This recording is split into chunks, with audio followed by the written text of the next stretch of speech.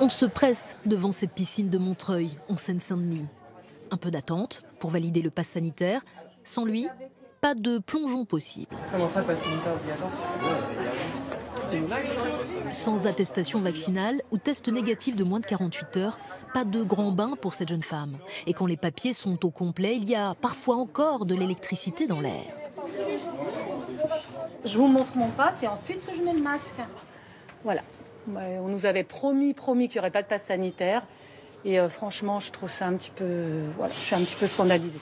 Pour rappel, le pass sanitaire comprend une vaccination complète ou un test négatif et une pièce d'identité vous sera demandée. Pour gérer cela, la présence de 2 agents de médiation n'est pas de trop. Je peux le trouver, enfin, c'est sur Amélie, c'est ça? On essaie de calmer la personne. Si on voit que ça ne va pas, bon, que faire? On va laisser la personne dire tout ce qu'il veut. Après, voilà, du coup, ça, quand il a fini de se défouler sur nous, après, ça va.